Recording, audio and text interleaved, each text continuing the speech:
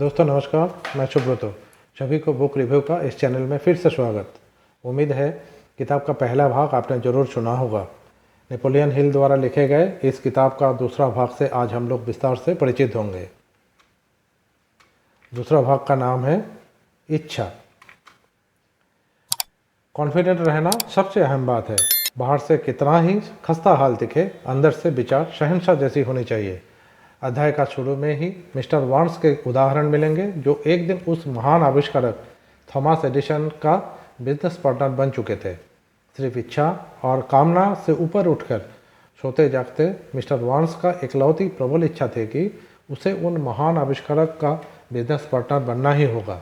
अपने प्रबल इच्छा के प्रति एकनिष्ठ और निश्चित लक्ष्य पर काम करते हुए एक दिन उसने अपने सपनों को सच साबित करके दिखाया। सारी इच्छा शक्ति, ऊर्जा और प्रयास इस लक्ष्य प्राप्ति में झोंक दिया गया था। लक्ष्य प्राप्ति में उन्होंने योजना बनाई और पीछे अपने रास्ते का बाधाओं को हटाते चले गए। अपने पीछे के सारे पुल जला दिए। मिस्टर वार्न्स किसी भी हालत में एडिसन के लिए काम नहीं करना चाहते थे, बल्कि उनके साथ काम करना चाहते थे। इस बात का महत्व आप समझिए। किसी के लिए काम करना और किसी के साथ काम करना, दोनों में काफ़ी अंतर है। मैं कोशिश करूंगा, इसके बदले मुझे अपना लक्ष्य को प्राप्त करना ही है। इस सोच में वो काम करते रहे। यह सिद्धांत हम सब लोगों पर भी क्यों न लागू होने चाहिए। इसे लागू और कोई नहीं, बल्कि हमें खुद पर ही करना होगा। इतिहास में जब हम पीछे मुड़कर देखते हैं तो ऐसे अनगिनत व्यक्ति के बारे में जान पाएंगे जो कभी आपदा के समय अपने दूरदृष्टि को नहीं खोया था। 1871 अमेरिका का शिकागो शहर में भयंकर अग्निकांड के दौरान जब लगभग सब कुछ खत्म हो चुके थे, तो सारे के सारे व्यापारी शहर छोड़कर दूसरी जगह पर खुद को स्थानांतरित कर लिया था।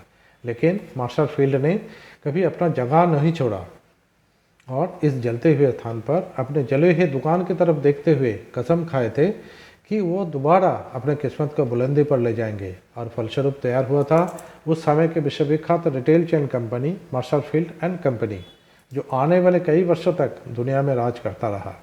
जलते हुए उस स्थान पर मार्शल फील्ड ने अपने प्रबल कल्पना शक्ति के द्वारा अपने सुनहरे भविष्य को भांप लिया था। ऐसे कई अनगिनत उदाहरण नेपोलियन हिल ने इस किताब में लिखे हैं। उन्होंने भी शायद अपने प्रबल इच्छा को सोने के खान में बदलने में निम्नलिखित कार्य जरूर किया होगा।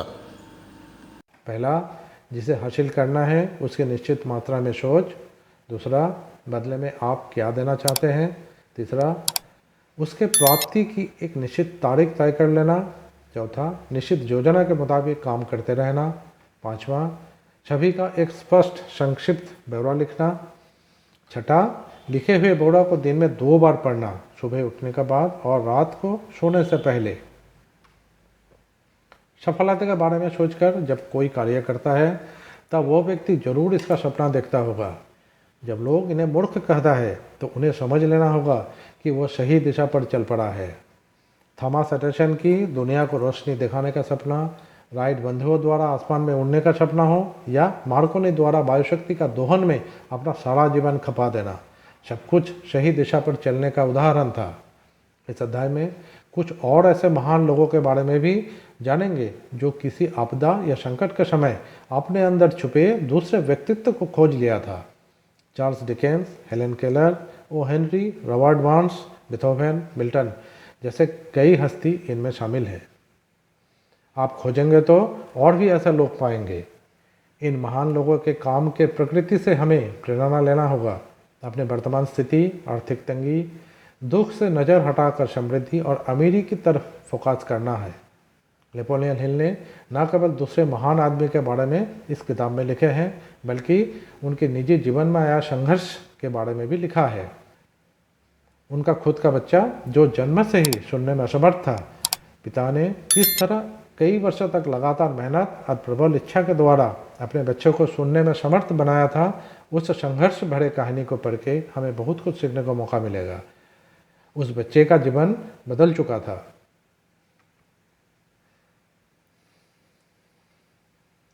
चमत्कार होने में देर नहीं लगते। कम से कम हम बहुत सारे लोग उनके बच्चे जैसा इतना बुरी शारीरिक स्थिति में तो नहीं है।